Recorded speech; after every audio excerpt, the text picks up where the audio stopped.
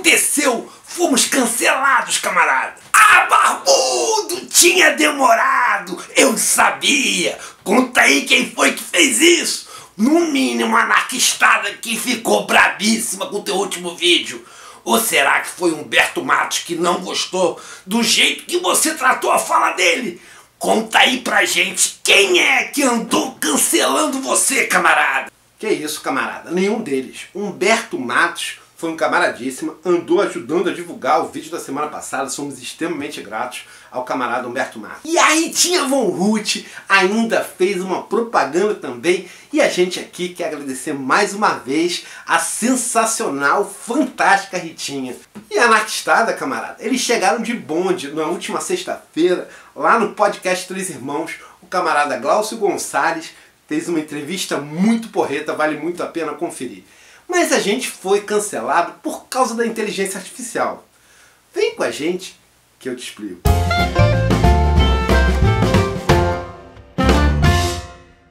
Semana retrasada, fizeram uma inteligência artificial que produz todas as fotos que você manda, tudo que você faz, no esquema do Estúdio Ghibli. E aconteceu que a camaradada, o coletivo aqui que acompanha o canal, colocou uma imagem de inteligência artificial nossa lá no Instagram. E ninguém perdoou. Chegaram com tudo, dando muita porrada na gente. E a gente não tem outra coisa a fazer, a não ser se desculpar com a camaradada e aproveitar esse vídeo para debater essa questão. E a primeira coisa que a gente precisa saber é que quando o capitalismo surgiu, quando a burguesia começou a tomar conta do espaço e centralizar tudo, pelo fetiche da mercadoria, como a gente andou explicando justamente no vídeo que a gente falava do Humberto Matos. Pois bem, a gente comentou que nessa época haviam duas classes extremas. Uma era a aristocracia, que exercia o domínio e a opressão pela questão da guerra. Não era, portanto, o domínio feito pelo capital, pela forma mercadoria, como um dos camaradas que andou reagindo a gente chegou a pensar. A gente explicou que a naturalização que esse camarada fez é pelo processo ideológico do capital. O processo ideológico de qualquer modo de produção, mas como a gente nasce no capitalismo, esse processo ideológico acontece conosco pelo capital. E no processo ideológico, no qual a ideologia de todos, a ideologia da classe dominante, a gente tende a achar que toda forma de opressão é exatamente a forma de opressão que a gente sofre no modo de produção que a gente existe. E aqui, o que faz a opressão é a forma mercadoria. No entanto, a gente demonstrou por A mais B que no sistema que antecedeu o capitalismo, a opressão não se dava pela forma mercadoria. Os trabalhadores, que na base eram camponeses, não recebiam salários. E a classe que os dominava, que era ali uma aristocracia guerreira, não fazia isso tendo para si a produção exclusiva de mercadoria. Não era dessa forma que existia o modo de produção feudal. Mas o que a gente não contou naquela ocasião é que nem todos estavam nos dois extremos, ou aristocracia ou campesinato. Haviam outras classes. É comum da maior parte dos modos de produção a existência de várias classes. O capitalismo é que tem essa característica específica dele de tentar extremar todos os membros do capitalismo nos dois limites. Ou uma minoria muito minoritária da burguesia, ou uma grande maioria da classe trabalhadora, que somos todos nós, que vendemos nossa força de trabalho para poder sobreviver nesse sistema. A burguesia, quando surgiu, quando se instituiu na forma das manufaturas, que ainda era uma forma industrial que precedia as fábricas com máquinas, pois bem, camaradas, quando ela surgiu, ela se estabeleceu em locais, em vilas, áreas urbanas da era feudal, na qual haviam outras classes que participavam dali. E uma das classes mais importantes era a classe dos artesãos, que se organizavam por guildas. Cada cidade medieval, de acordo com a área, o feudo que ela existia, haviam ali certos vilarejos que tinham as guildas dos artesãos. Por exemplo, os marceneiros participavam de uma guilda, os alfaiates participavam de outra guilda. Cada tipo de produção tinha uma guilda específica na qual reunia todos os mestres daquela guilda, todos os grandes, todos os que organizavam aquela sabedoria, aquele conhecimento daquela determinada atividade. E cada um desses mestres tinha ali 1, 2, 3 aprendizes no máximo. Esses aprendizes eram obrigados a seguir o que o mestre dizia, mas eles tinham como perspectiva, no futuro, de médio e longo prazo, se tornarem mestres e, por sua vez, terem seus aprendizes. Era a forma como aquele modo de produção se reproduzia. Foi nesse modo de produção que a burguesia, saindo da situação de mascate, acumulando ali o seu capital, começou a construir as primeiras indústrias, que eram ali ainda manufaturas. Ou seja, contratavam marginais do sistema para fazer o trabalho. Aí, com alguma frequência, aprendizes que, por alguma razão ou outra, haviam se antagonizado ali com seus mestres. Essas primeiras manufaturas, que organizavam ali a classe trabalhadora sob o jugo da burguesia, ela precisava se submeter às guildas, que era a forma como se organizava a economia artesã no período anterior ao capitalismo. E as guildas, com frequência, não permitiam a existência de fábrica por várias razões, e uma delas é que a qualidade industrial das manufaturas e depois das primeiras indústrias tendiam a ser muito inferior à eficácia que aquelas guildas eram capazes de produzir. O capitalismo tinha a vantagem de, com a mesma quantidade de trabalho, produzir muito mais produtos. Mas essa quantidade maior de produtos significava uma queda de qualidade. Esse é um dado que, com frequência, tanto comunistas, quanto capitalistas, quanto neoliberais atuais, tendem a não se lembrar. Hoje, tende a se pensar que o que vem da indústria tem qualidade melhor do que o que vem fora da indústria. Mas a verdade é que, quando surgiu a indústria, o fruto do trabalho da indústria era de qualidade bem mais precária, bem pior do que aquele que era produzido dentro das guildas. Mesmo no dia de hoje, em alguns setores da indústria, isso ainda é uma verdade. Com muita frequência, quando você compra um móvel no shopping Patriz, ele é extremamente inferior àqueles que a burguesia mais alta, a alta burguesia, é capaz de conseguir quando contrata um marceneiro, ali um artesão que ainda existe nos dias atuais, para fazer os móveis sob medida, como por exemplo essa estante que eu tenho aqui. Ali, no surgimento da indústria, no aparecimento das primeiras manufaturas, a qualidade dos produtos, fossem cadeiras, fossem mesas, fossem sofás, fossem estantes, fossem armários, fossem roupas, fosse o que você imaginar, tinham uma tendência de terem qualidade inferior à qualidade que as guildas eram capazes de fazer. Em compensação, eles produziam uma quantidade de produtos absurdamente maior do que a capacidade das guildas de produzir. Esse modo de produção capitalista conseguia, com a mesma quantidade de trabalho, aumentar e muito a capacidade de produção. Mas sendo ele novo, dentro ali do processo de produção, as guildas tendiam a não aceitar a existência dos produtos da indústria, porque a indústria tinha qualidade inferior à necessária para ser aceita na guilda. As guildas geralmente eram compostas de forma horizontal por uma quantidade de iguais, os mestres artesãos de cada região, de cada vila, e eles ali avaliavam quem tinha qualidade ou não para vir fazer parte da guilda. E o que vinha da indústria, com muita frequência, não passava no crivo das guildas. As indústrias, elas entram marginalmente, pela tangente. Elas se estabelecem na cidade, mas elas são proibidas de vender na cidade, porque elas não participam da guilda. Mas isso não é um problema para eles, porque o capitalista não tem fronteira. Então ele produz numa determinada cidade para vender em outra. E ainda assim, como a forma de organização do trabalho é uma forma extremamente mais produtiva, ele consegue ir acumulando todo o dinheiro gerado naquela sociedade. E aos poucos vai quebrando todas as guildas. As guildas falidas, os mestres artesãos, sem ter destino para dar a sua produção, ficam sem ter meios de sobrevivência, porque as guildas dependiam das trocas que eram feitas ali. Embora não fosse um sistema capitalista, havia umas trocas que possibilitavam ao mestre artesão garantir sua alimentação e a alimentação da sua família.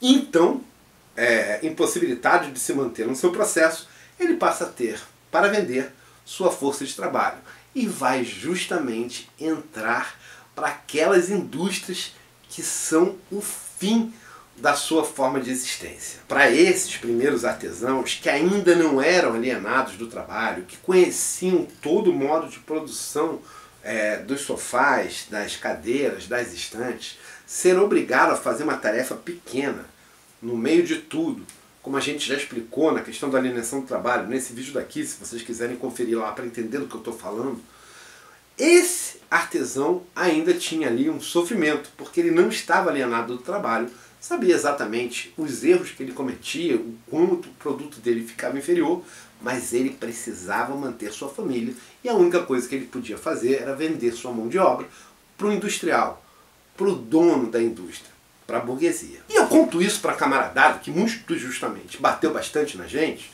para lembrar que essa estratégia de tentar isolar do modo total para manter ali uma regra, ela é ineficaz contra o capital no médio e longo prazo. E se a gente insistir somente nessa tática, o jogo vai acabar virando e o capital, cedo ou tarde, vai derrotar a gente. E a inteligência artificial vai ser usada para nos detonar. E se você não sabia essa história das guildas, se você não sabia que quando as manufaturas, as primeiras fábricas surgiram, os produtos que elas faziam eram bem piores do que aqueles que eram feitos artesanalmente pelos camaradas das guildas, para alguma coisa, esse vídeo já lhe foi útil, né, camarada? Então você já sabe, segue a gente nas nossas redes. Camarada, se você não está inscrito no canal, aproveita para se inscrever agora, não deixa de ativar o sininho e você já sabe que a gente também está na rede chinesa, né?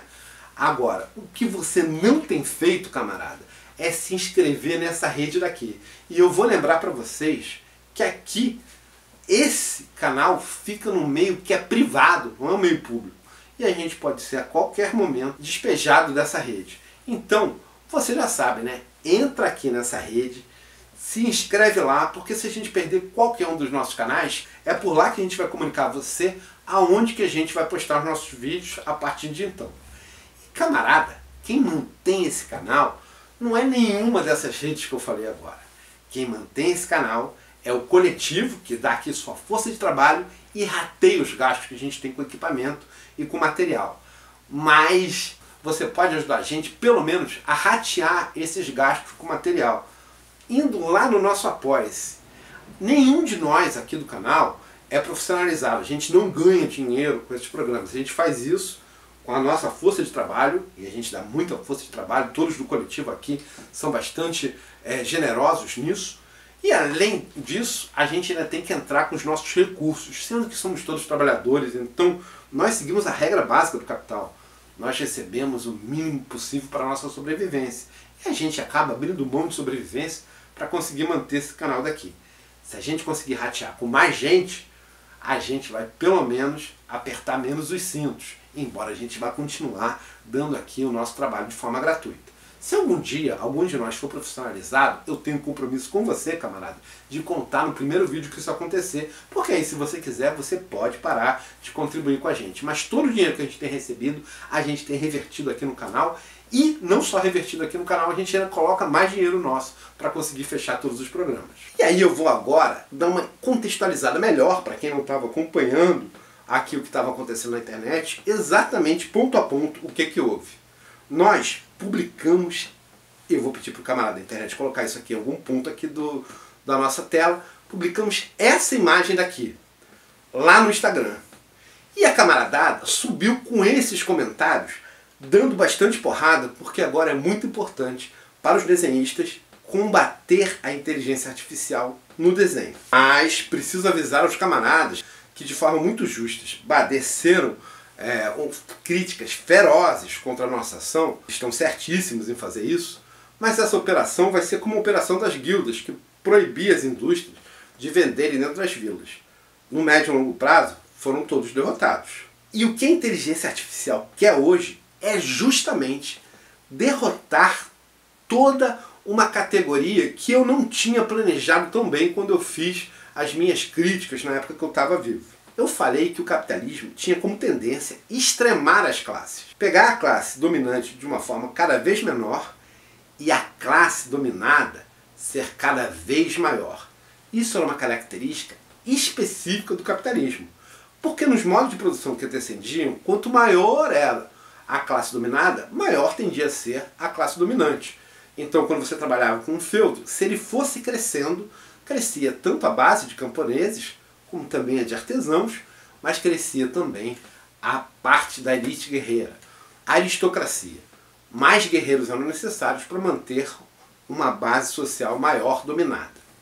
No caso do capitalismo, é possível subir cada vez mais a classe dominada, até o limite de ser quase toda a população mundial, como é nos dias de hoje, e ir reduzindo cada vez mais a elite dominante, a alta burguesia, aqueles que detêm os meios de produção. No sistema capitalista, e eu narro isso de uma forma bem clara lá no Capital, a classe trabalhadora é obrigada a vender a única coisa que ela tem como mercadoria, que é a sua força de trabalho.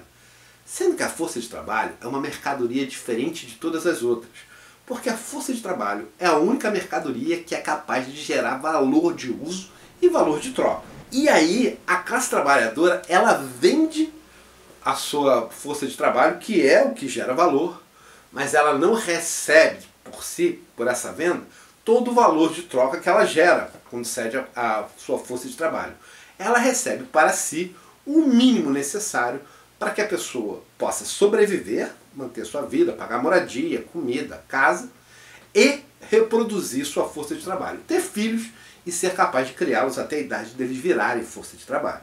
Mas desde a Revolução Industrial até os dias de hoje, existe uma fração da classe trabalhadora, que alguns chamam de classe média, e existem outros nomes para ela, que é uma fração da classe trabalhadora que é intelectualizada, que o trabalho que exerce é um trabalho intelectual. E para que ela possa desenvolver a capacidade desse trabalho intelectual, ela precisa de um salário maior, porque ela vai consumir uma série de insumos maiores para produzir os meios necessários a essa capacidade intelectual. Não só isso, como ela também precisa de mais valor para poder fazer seus filhos serem adultos com a mesma capacidade intelectual que seus pais.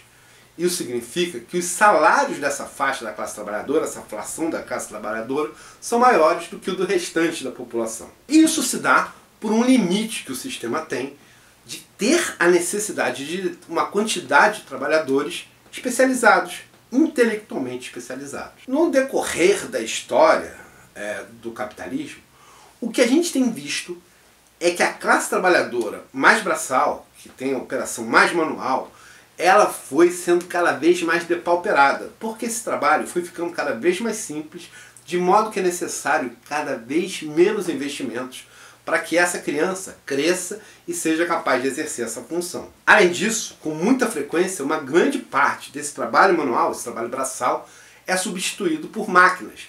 Máquinas desenvolvidas, geralmente, com o trabalho intelectual da classe, da fração da classe que é mais especializada. Isso faz com que essa fração especializada seja um investimento que vale a pena para a burguesia, porque no médio e no longo prazo ele desenvolve cada vez mais processos que vão fazendo o trabalho fazer cada vez mais produtos com cada vez menos força de trabalho. Porque essas máquinas são capazes de aumentar a produtividade social do trabalho. Então, cada vez com menos trabalho, se pode produzir cada vez mais objetos. E eu vou dar um exemplo que eu já dei em outros vídeos, mas um deles é sobre, por exemplo, a indústria gráfica. A indústria gráfica, ali nos anos 70, nos anos 80, quando a forma offset foi instituída e se popularizou, era necessário você ter trabalhadores que fotografavam a arte final, trabalhadores que faziam a arte final, trabalhadores que pegavam essa arte final e essa foto feita e geravam um fotolito, que era uma espécie de foto em acetato, em papel transparente. Outros trabalhadores que pegavam esse acetato e colocavam sobre uma chapa e faziam a revelação da chapa.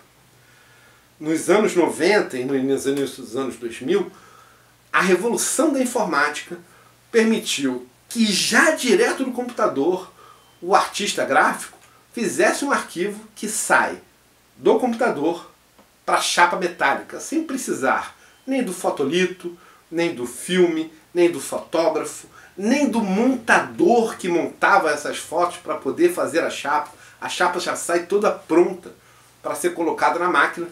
E isso tudo diminui a quantidade de trabalho social necessário para a produção gráfica e aumentou absurdamente a quantidade de pessoas desempregadas. E isso aconteceu com uma parte muito grande da indústria gráfica. Acabaram os prelistas. Quem fazia os prelos eram processos semi-artesanais que permitia ao quem fazia os projetos gráficos visualizar como ia ficar as cores antes que o produto fosse impresso. Hoje em dia, esse trabalho foi totalmente substituído por provas ORES, provas feitas direto no computador que eliminam uma grande quantidade de trabalhadores do processo de trabalho. Isso que eu estou contando para vocês da indústria gráfica é basicamente a história da Revolução Industrial. A fração da classe intelectualizada indo produzir máquinas cada vez mais eficientes que possibilitam que todo o trabalho social seja realizado com cada vez menos trabalhadores. A tal ponto que ali no início dos anos 2000, eu contei isso num vídeo para vocês, esse que vos falo encontrou um camarada que era excelente montador de fotolitos vendendo bala num ponto de ônibus no centro da cidade, porque ele havia sido demitido da gráfica no qual ele trabalhava, sua função não era mais necessária e não havia nenhuma gráfica que precisasse do seu trabalho. Os trabalhadores, quando se deram conta disso, ganharam raiva, logo no início da Revolução Industrial, das máquinas. E com muita frequência atacavam e destruíam as máquinas, achando que assim iam vencer o inimigo. Do mesmo modo, era bastante comum, e aliás eu ouvi essa narração em um dos episódios do Chimarrão Marxista, que é um camarada porreta, que faz lives muito boas e que eu considero que é bastante importante a camaradada assistir, e já faz algum tempo que eu não tenho falado dele. Camaradas, o Chimarrão vem crescendo em público e é importante pra gente dar uma força e assistir as lives, que geralmente quando são lançadas elas são abertas a todas. Numa dessas lives, o camarada explicou pra gente da onde vinha o termo sabotagem. E eu que vos falo, estava lá assistindo a fala do camarada. Sabotagem vem de um tamanco que existia na Europa, chamado sabote, que era feito de madeira. E os membros da classe trabalhadora, sabendo do problema das máquinas e da quantidade de desemprego que era criada, colocavam sabotes dentro da máquina para quebrar a máquina quando ela estava em funcionamento. E a burguesia, a essa altura do campeonato, já havia varrido as guildas da sociedade e já dominavam completamente o sistema político, de modo que foi fácil para a burguesia criminalizar a sabotagem. Os camaradas que faziam esse tipo de ato passaram a ser perseguidos e presos. Independente disso, o que importa para nós é que, embora seja uma atitude bastante revolucionária de vanguarda, se não for bem aplicada a tática, ela vai ser inócua, porque destruir as máquinas não é suficiente para resolver o problema. Do mesmo modo, evitar que a gente fazer perseguição a outros trabalhadores que estão usando a inteligência artificial não vai ser a forma que nós vamos ganhar essa luta, embora seja válido fazer isso, tanto quanto a sabotagem, quanto a dar uma chamada. Mas, para a gente ser realmente eficiente e eficaz na luta contra a inteligência artificial, ou pelo menos do uso da inteligência artificial para causar desemprego, que é para isso que ela está sendo feita, a única forma que a gente tem é superar o sistema capitalista. Se nós mantivermos o sistema capitalista, eu dou toda a força e vou engajar na luta com os camaradas em relação à inteligência artificial, mas eu preciso alertar, seremos derrotados. Fomos várias vezes no decorrer da história. E para vocês entenderem o que digo, eu vou mostrar agora o vídeo de um camarada mostrando o que o ChatGPT é capaz de fazer em termos de desenho. O ChatGPT está muito além de criar apenas fotos e estilos bonitinhos para você. Esquece isso e usa o ChatGPT para fazer isso aqui.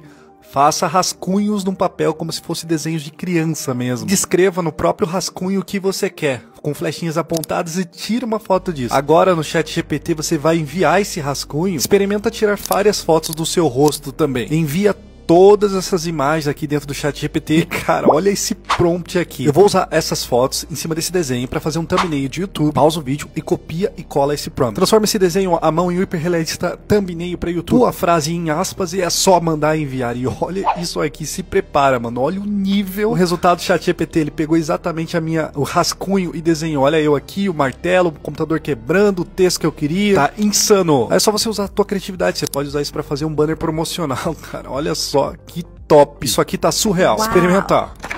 Então, camaradas, eu preciso agora contar para vocês que aquele desenho que foi muito justamente atacado pela camaradada foi feito pelo ChatGPT. O camarada Lúcio, que tomou um café com a gente, almoçou com a gente lá no Tuia Café, como eu mostrei nesse vídeo daqui, mandou uma mensagem alertando a gente para a grande besteira que a gente estava fazendo, botando uma foto do Estúdio Gimli, porque ali tava uma moda, todo mundo estava colocando o Estúdio Gimli dentro das redes sociais. O camarada Lúcio me deu esse empurrãozinho, a gente aproveitou aqui no canal e fez essa imagem nossa virar a do estilo Ghibli, para vocês darem uma olhada como é que seria esse que vos fala se tivesse sido criado pelo Miyazaki. E já que a gente está falando do Ghibli, eu vou contextualizar a camaradada que não conhece o Ghibli ainda. Então, nós aqui do Ocidente temos uma característica de olhar sempre com um certo estereótipo o Oriente. E esse exemplo do Estúdio Ghibli, ele é muito bom para ilustrar justamente essa história que a gente está tentando conversar aqui nesse episódio que acontece hoje. Para a gente entender o que é o Estúdio Ghibli, a gente precisa primeiro compreender o que foi o Japão no pós-guerra. Vocês sabem que na Segunda Guerra Mundial o Japão foi derrotado pelas forças dos Estados Unidos, tomou 2 bombas nucleares desnecessariamente, que atacou somente a população civil, e que se fôssemos seguir as regras de guerra, teríamos que responsabilizar os Estados Unidos pelo genocídio que foi criado lá, porque foram quase 200 mil civis mortos desnecessariamente no final da Segunda Guerra Mundial, por uma guerra que já estava em evidência de terminar e que poderia inclusive ter terminado com os Estados Unidos explodindo a bomba num local desabitado, né? Não precisava jogar numa cidade em cima de civis, ou se fosse o caso, atacar um alvo militar, o que não foi o que aconteceu. Mas ali, totalmente derrotados e sem uma perspectiva, a indústria nipônica tinha um problema grave, porque estava surgindo a televisão começava a tomar conta do mundo, e eles precisavam ocupar a grade de programação da TV. E uma das coisas que faziam as crianças assistir TV era justamente desenho animado. Mas eu também contei nesse vídeo daqui como foi que os estúdios Hanna-Barbera, que é um estúdio estadunidense, fez para dominar o mercado mundial de animação. E o Japão precisava se antepor a isso. A solução que eles usaram, como eles tinham poucos desenhistas, haviam poucos sobreviventes ali da guerra para conseguir fazer uma indústria de desenho, eles precisavam, com poucos desenhos, produzir desenhos animados que ocupassem a grade, além, é claro, daqueles que eles compravam a baixíssimo custo, lá dos estúdios Hanna-Barbera. Surgia ali, então, um estilo que seria o estilo nipônico de fazer desenhos animados, que é o anime. O anime se caracteriza por fundos bem simplificados, feitos com frequência, com rajadas, para poder dar uma sensação de movimento, e desenhos que tem pouca animação. Você consegue ver o desenho animado com só animação na boca, no olho ou em alguns pontos. Os primeiros desenhos produzidos em anime era uma tentativa de produzir desenho animado sem ter recursos, trabalho humano capaz de produzir isso. Hoje em dia, a gente chama tudo que vem lá do Japão de anime. Mas o Miyazaki, que é quem fundou o Estúdio Ghibli, quando ele começou a fazer animação lá no Japão, ele queria justamente ir contra aquilo que era o que ele chamava de uma animação com pouca riqueza de movimento. Então o Estúdio Ghibli, para o Miyazaki, era justamente aqueles que não iriam fazer anime, iriam se antepor a uma tendência que o Japão fez na produção de anime. E aí eu preciso dizer que com o tempo, os japoneses utilizaram aquilo que era uma limitação técnica, né? Eles tinham poucos animadores para fazer as animações no tempo que era necessário para ocupar a grade da TV, eles transformaram aquilo em recurso de linguagem. Então essa forma que eu comentei de poucas partes do desenho animado, a maior parte ser grafismos parados, longas falas de pensamento para evitar o movimento acontecendo, tudo isso que virou um recurso de linguagem, começa como uma restrição técnica. E Miyazaki, ele funda o Estúdio Ghibli com uma animação maravilhosa chamada Totoro, que se os camaradas ainda não assistiram, sugiro muito ver, que ia justamente na contramão do anime. Todos os movimentos eram riquíssimos em quantidade de desenhos, e isso fazia com que, por exemplo, quando o gato das duas protagonistas, o gato Buzz, voa sobre a plantação, você vê a plantação se movimentando. Ele é invisível para os adultos, você vê se movimentando como se fosse o vento. E essa animação é feita de forma perfeita, como quase tudo nas animações do Miyazaki. Essa eficácia, esse produto final muito bem feito, que é uma característica do Estúdio Ghibli e o que o Miyazaki persegue sempre, ele hoje conta com muita ajuda dos recursos da computação gráfica. Mas quando foi feito o Totoro, ele era manual, totalmente manual, e foi feito com um trabalho de muitos animadores. Só possível numa indústria que já havia crescido o suficiente para empregar uma grande quantidade de gente. Um Japão que já tinha preparado uma fração muito grande da sua classe trabalhadora de forma intelectual, dando a ela todas as condições necessárias para se tornar trabalhadores extremamente especializados, e assim conseguiu o efeito que ele conseguiu quando fez a animação do Totoro. Mas hoje, quando você vê o camarada que fez essa apresentação ali do ChatGPT, em que ele faz um desenho de rabisco, ou seja, ele não precisa de um longo preparo de vida até chegar à maestria da produção final, ele faz um rascunho simples. E o ChatGPT é capaz de gerar toda a imagem completa com fotos. Isso significa que o capital, a indústria, não vai mais precisar pegar uma fração tão grande da classe trabalhadora e especializar ela. Dar condições e salários maiores para que eles possam chegar ao grau de especialização que era necessário na época do Estúdio Ghibli. O capital, que nesses 300 anos veio simplificando absurdamente o trabalho manual, ele começa agora, na inteligência artificial, a simplificar o trabalho da inteligência humana. E o objetivo disso é diminuir a fração da classe trabalhadora que precisa ser preparada para estar com o grau de especialização necessário na execução das suas tarefas. O objetivo, portanto, é sim acabar com o emprego de desenhista, animador, diretor de TV, tudo que requer inteligência e muita preparação vai ser substituído pela inteligência artificial na visão do capital. Eu não sei dizer, camarada, se isso vai ou não vai se concretizar, porque marxismo e filosofia da praxis não é uma questão de futurologia. O que eu posso te dizer é que todos os esforços do capital hoje são para que isso aconteça. E a resposta marxiana para essa questão não pode ser uma questão de fé, como muitos camaradas têm levantado hoje, dizendo: ah, não acredito que isso vai acontecer, nunca aconteceu, logo não vai acontecer. Camaradas, a gente nunca desenvolveu inteligência artificial até hoje. Agora desenvolvemos. E o capital desenvolveu ela com um objetivo específico, de diminuir a fração da classe trabalhadora que recebe maiores salários. É isso que é o plano do capital para a inteligência artificial. E o desenho é só a ponta desse iceberg. Todas as profissões vão tender a ser substituídas por essa inteligência artificial, essa ferramenta que está na mão de pouquíssimos capitalistas. Porque, perceba, hoje, para se desenvolver máquinas, se fazer trabalhos especializados, como a animação do Totoro, é necessário preparar com salários elevados uma grande parte, uma grande fração da classe trabalhadora. Com a inteligência artificial, não será mais necessário fazer isso. Claro que vai ter uma fase intermediária, como teve nas guildas, para poder destruir ali as remanescências do sistema anterior. E o capital vai tentar fazer isso no limite com todos os trabalhos. Mas isso inclui medicina, direito, engenharia, desenho, e não vai ser feito assim na mão leve como muitos estão pensando. Eu comentei em um dos nossos vídeos que tanto o biólogo Henrique quanto eu, quanto o Iberê do canal Novo Mundo, vamos tender a ficar obsoletos.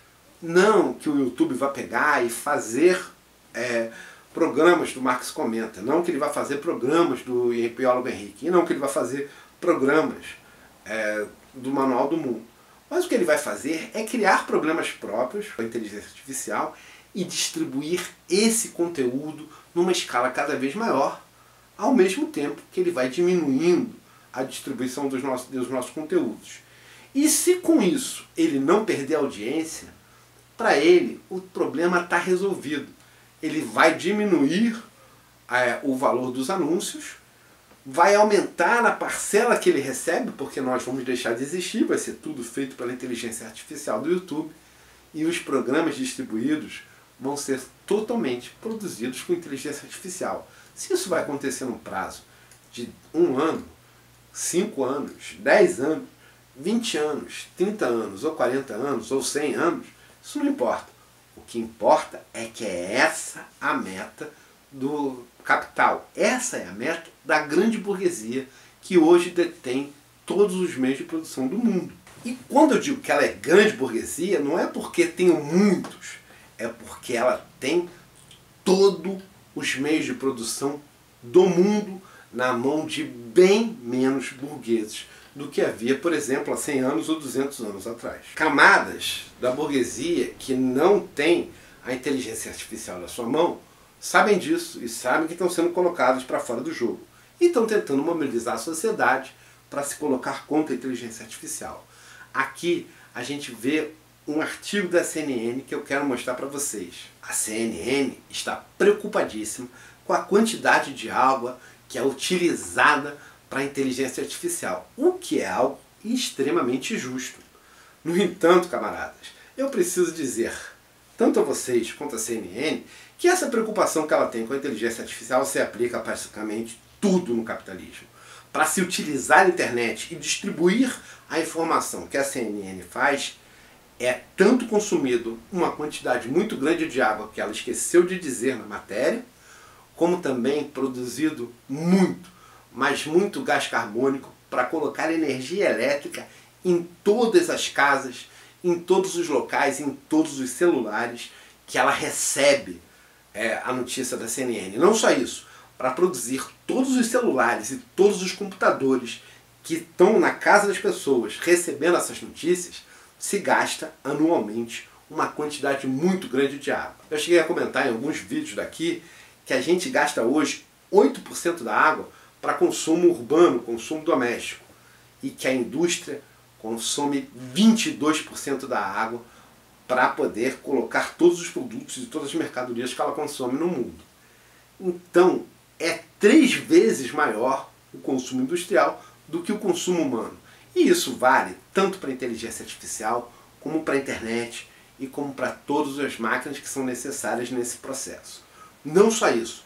Para a internet funcionar como energia elétrica, para todos os servidores no mundo estarem rodando, é muita água e muito gás carbônico lançado na atmosfera, sendo que nós já chegamos no limite do que era possível para evitar chegar, por exemplo, aos 2 graus de aquecimento que era antes do início do processo industrial. E quem vai comentar aqui no canal sobre isso no dia 19 de abril, no próximo sábado, é justamente Luiz Marx, um pesquisador fundamental para a gente entender a questão do colapso ambiental. Ele lançou um livro chamado Capitalismo e Colapso, que eu tenho sugerido bastante a camaradada para ler e se acompanhar todos os colapsos que o capitalismo está produzindo, que não é só o aquecimento global. E ele também tem um livro que ele lançou em 2023 chamado Decênio Decisivo, no qual ele defende que nós temos o prazo de 10 anos para conseguir estancar o colapso e depois disso será irreversível. A gente já comentou aqui que o Rodolfo Salme tem sido contra essa ideia. Ele acha que nós já passamos do ponto irreversível. Vale a pena dar uma olhada no canal do camarada. Ele é um ecologista lá da Universidade do Pará e tem defendido o ponto que a gente já ultrapassou o limite do retorno. Mas o Luiz Marx, que é quem a gente tem acompanhado aqui, que a gente guia no nosso coletivo que faz aqui o canal, ele acha que nós ainda estamos nesse prazo. Começou a contar a partir de 2023 e até 2033 a gente ainda consegue estancar o colapso, mas para isso é fundamental superar o capitalismo no mundo inteiro. E o Luiz Marx vai estar aqui no segundo programa do Sem Blá Blá Blá, da Coalizão pelo Clima.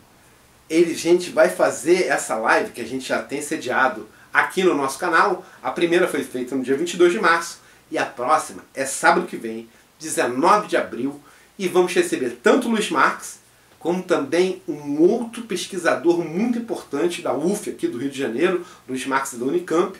Aqui da UF nós temos um outro nome, que também é marxista, que é o Eduardo Sabarreto. Ele é autor do Capitalismo na Estufa, um livro muito importante para a gente entender como o processo capitalista ele não tem como superar a questão do colapso, porque ele precisa do colapso para poder existir. E se você não tem ainda uma base para ler esse livro, ele lançou um mais simples, que é Ecologia Marxista para Pessoas Sem Tempo. Uma brincadeirinha que ele faz, porque nós nem temos muito tempo para superar o sistema, mas também somos todos nós agarrados pela margem do capitalismo, pelas necessidades do capitalismo, não temos tempo no nosso dia a dia para nos dedicarmos muito à leitura, então ele tem um livrinho sintético chamado Ecologia Marxista para Pessoas Sem Tempo. Quem vai ser âncora desse trabalho, como foi do último, será esse que vos fala, o Max Carioca, e também o Pedro Aranha, o ecologista radical da Coalizão pelo Clima. Então, camaradada, já sabe, sábado que vem, 18 horas, estejam aqui participando do chat ao vivo para tirar todas as dúvidas e fazer todas as críticas necessárias a esses dois pesquisadores que vão estar aqui no nosso canal fazendo uma live com a gente. Camarada, entenda, para a gente resolver o problema da inteligência artificial, não adianta a gente ficar só no boicote. Ou a gente supera esse sistema capitalista de uma vez por todas, ou a nossa superação pela inteligência artificial vai ser inevitável. Então, você já está sabendo, a gente tem que agora se organizar para superar esse sistema o quanto antes e garantir que a nossa vida não fique ainda muito pior por causa da inteligência artificial. Ao contrário, que ela seja utilizada em prol da classe trabalhadora e não da concentração de renda. Até a vitória, camarada! Sempre!